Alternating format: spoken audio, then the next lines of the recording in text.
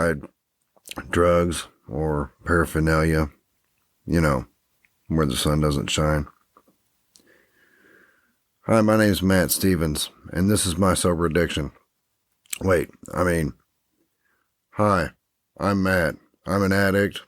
Hi, Matt. This is a podcast about sobriety. It's my labor of love. And I love addicts.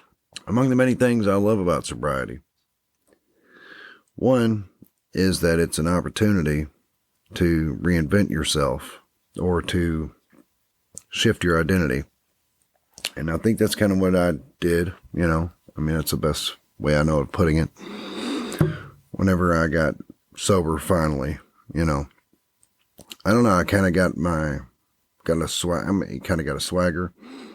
I guess whenever you face down your demons, you finally beat that thing that's been beating you forever. I guess you do get a little bit of an attitude, but but in a good way.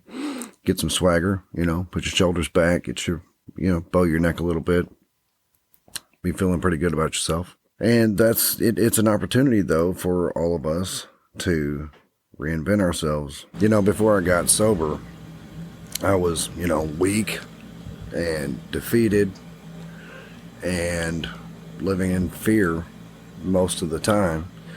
And it's usually a fear of, am I going to be able to, get my drug? I don't want to be sick, and living in fear of withdrawal is, it's not a good way to live.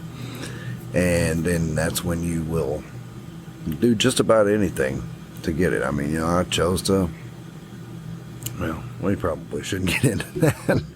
The things that we do, we don't have to do anymore, so we can be better people. Some of the smartest people I've ever known were addicts. I've had a lot of good friends who were great people, and they were brilliant. They happen to be addicts as well. And I do say that in the past tense because most of them are no longer with us. And that's sad because there's, like I said, a lot of really brilliant people, and they're no longer with us because of addiction. Kind of a funny story. I kind of got my swagger back whenever I got sober. And there was a time when one particular night, my daughter and I went into this restaurant, pub, whatever, in the neighborhood, and they have really good food. So, anyway, we had, we're walking through, and I had on a Motorhead England t-shirt, which if you're a hard rock, heavy metal fan, you'll know exactly the t-shirt I'm talking about. If not, just go with it. It's a classic. So, I had that on, and I don't know, I was just dressed the way I dressed. And, I don't think it was more my dress as much as it was just kind of the way I carried myself, because I was no longer living, like I said, in fear and weak and defeated. I was then, I had my swagger. So we were walking through to pick up some food to take, it was for takeout. We were walking to the back of the place, and I swear I heard somebody say, I don't know, maybe he's a rock star. And I was like, what? Who are they talking about? And I turned around and looked, and it's very evident they were talking about me. And that's a very funny story to me, because, besides the obvious, but it's also funny because, not too long before that, I was just a junkie, I looked like hell.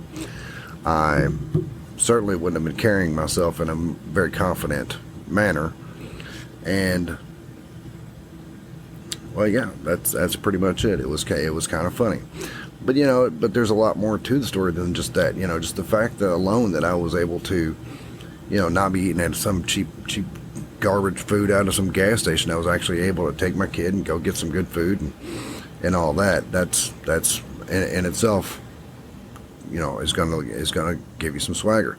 The fact that you've got money in your pocket and you don't have to save it for dope is pretty special, and and kind of like when we, used to talk about how, you see normal people sitting in traffic or just walking through the grocery store with a big cart full of groceries or whatever. You think, my God, how can they get through the day without drugs? And that's just the mind of an addict. It's like, I had to have it to get through the day, and I could not imagine not having drugs to get through the day.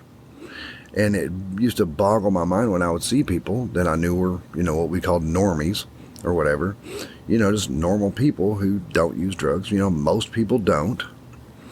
But when I would see them, and it would boggle my mind. I would be like, how do they do it? How do they not be high or have some kind of crutch or, something to run to whenever the day gets hard or whatever. Those are just some of the things that always kind of boggled my mind a little bit, and just I always kind of envied them. And now, I'm getting through each day. I'm living it now, and it's great, It's like, well, it's just a very nice feeling. So we can look at, getting sober as an opportunity to reinvent ourselves, to shift our identities, be the person that you want to be. You don't have to live in fear anymore. You don't have to live in that constant state of, always on the hunt, always trying, always just chasing, just constantly chasing. In fact, you're able to relax. You don't have to worry about making sure you've got something for in the morning, and that frees you up to just live your life. And it does give you, once you've been on the other side of it, it does give you a certain sense of confidence, or as I put it earlier, swagger. Obviously, stay humble. Don't get cocky. I mean, that's not the point of this. But, since we're now free of temptation, or, well, I shouldn't say free of temptation. Actually, I should probably edit that out. But now that we are free from addiction, and we are able to do the fun things in life. For example, the first time I got in trouble, it was a summer evening. It was in Cincinnati, Ohio. And there was a Billy Idol concert at the casino that's downtown Cincinnati. And I remember hearing about it, and I really wanted to go. I mean, it sounded great. Billy Idol concert, that would be pretty cool. But that particular night, I was, in some apartment complex with people. I went into the apartment building and saw my guy and got the dope, and we came back out to the car and got in the car. And as soon as I got in the car, a cop car pulled up right behind us, kind of blocked us in the parking spot. So naturally, I handed the drugs very quickly to the female that was with us so that she could hide those, and only the way females can. And, talk to the police. And we did not think that there was any paraphernalia in the car. But another person that was with us did have some in there, told us that it wasn't. And then when the police saw, I told the police, sure, go ahead and search the car. So when they searched the car and they found the paraphernalia, and the person said, that's not mine. Well, because it was my car, it became mine. And actually the police were even, I don't want to say they were cool about it, but they were like, well, we kind of believe you that it's not yours, but if nobody else is going to own up to it, it's in your car, it belongs to you. So I went to jail. And also in Cincinnati, most people don't know, the jail is downtown, right across the street from that casino where the Billy Idol concert was going on. And since it was summertime, they had the windows rolled down in the police car. And as we're pulling into the intake, I hear the Billy Idol concert. And I'm like, man, and it really just kind of hits me. If I'd only been there instead of where I was, then I wouldn't be going into the jail right now. And of course, it was an awful night. I was dope sick, and it's freezing cold in there and all that kind of stuff. But that's a whole other story. It's just, when you realize, gosh, if I didn't have to have all my money to go towards drugs, or all my time taken up chasing drugs, I could have been at that Billy Idol concert and having a good time. I believe when they pulled us into intake, it was, I want to say White Wedding was playing. And it sounded really good, and I'm sure they were having a great time over there, but that was not for me because I had made other choices. But now, I don't do that anymore. Now, I go to the concert. You know, in fact, I go to a lot of concerts, and I have a great time. And if we want to go eat before or after, that's fine too. We do what, you know, the beautiful thing is we do what we want. We've gotten to the point where, when I say we, I mean us addicts who are sober. We've gotten to the point where we've got jobs, we're taking care of business, and it just feels good, doesn't it? Because, I mean, you know, maybe concerts are not your thing, but, you know, most people, I mean, I don't know. Whatever you want to do, you don't have hours taken up. That's another statistic that I'd heard is how many hours drug addicts spend just sitting in a car in a parking lot waiting for a drug dealer to show up. Tell me if you've heard this one. Like, for example, you've been sitting there for, I don't know, hour and a half, whatever, and tell me that's not shady. You're sitting, you know,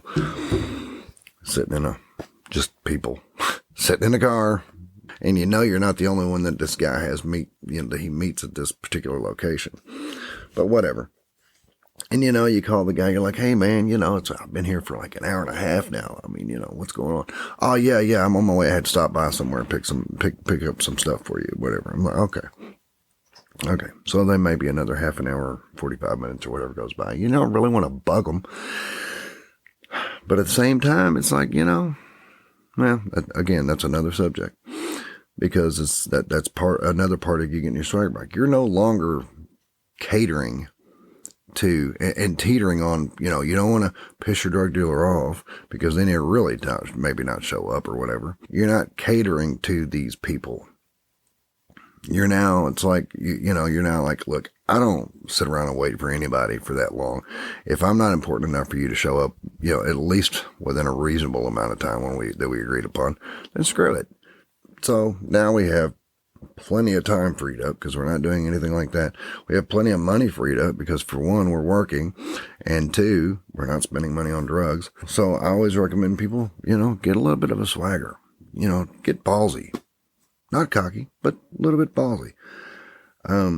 Be a little outspoken if you want to, you know, get opinionated about, you know, the current situation with say the fentanyl crisis and things like that. You are in a position where you can say those things. You know, because you've been on the other side of it. People are dying out here, and you have a voice. And not only that, but you have experience. So we need to use that, you know, that voice.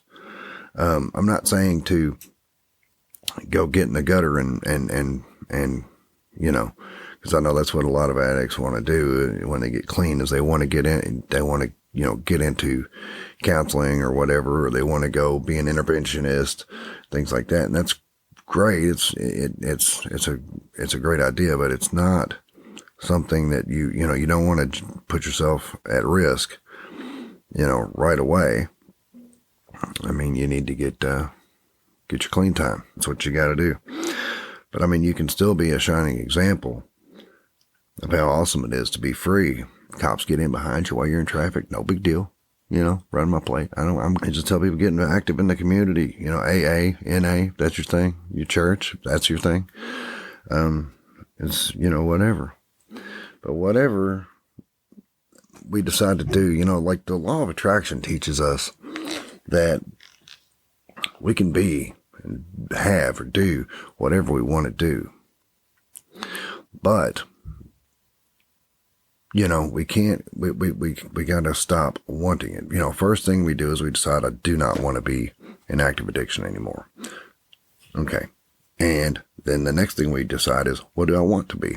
Well, I want to be free. In my case, I want to be a podcaster. So, but then once we've made the decision what we want to do, we need to stop wanting, or chasing a dream. Because to want something implies that you don't have it. And law of attraction shows us that it doesn't really matter what you want or don't want. If you want to be a professional musician, that's great. Once you've made that decision, then that's what you need to do. You need to be a professional, and you need to be a musician. And the only way you can do that is to assume the role and to be it. Like I said, I decided I want to be a podcaster. That's what I am. And yeah, it feels a little bit funny saying it sometimes because I'm not exactly, I'm new to it, but that's what I've decided I'm going to do. I've always written a lot, and I always recommend people write a lot because, you get little flashes of brilliance. I mean, I used to just keep a journal. Like when I was in rehab, and I burnt notebooks up. And I would always, I would write down what I had for breakfast. I might write down what my workout, routine was that day. A lot of really boring stuff. But then I would also write down my feelings about, things that had been going on in my life, or things I plan on doing when I get out of rehab, just whatever. Books I was reading. I read a lot of books, just anything. But the nice thing about when you're doing that, when you're kind of just journaling, you're just kind of writing, you get little flashes of brilliance, like I'm not even a poet, but I wrote a few poems. As a matter of fact, I've got those notebooks. I'm going to find them, and I'm going to, in a future episode, I'm going to read some of that stuff because there is some stuff in there that I was like, wow, I wrote that. Where did that come from? All I know is it came from my pen to my paper. And because of that, I get to take credit for it. But outside of that, I'm not entirely sure where this little blast of inspiration came from. But whatever, I'll take it because it was pretty good. Few and far between, but it happens. Whatever you want to be, just be it. Get a new attitude. Like I said, the law of attraction teaches us that if we want something, it implies lack. Whatever you're focusing on is what you're going to get. So decide what it is that you want and then be it. And sometimes you got to fake it till you make it. All philosophies, religions, whatever, have a variation of this. For example, if you're a Christian, Jesus said, call those things as though that are not as though they are. Oh, and as far as how I open this up with, hiding things in your crevices, I would say that, yeah, I got away with some things doing that a couple times, and they do make for some funny stories. Yeah, we're going to tell some funny stories on here. And also going to do some interviews with fellow addicts and probably some family members of addicts, people who are in the business of rehabilitating addicts. There's a lot of great people out there that are doing a lot of great work. So anyway, my name is Matt Stevens. I love you all. Thank you.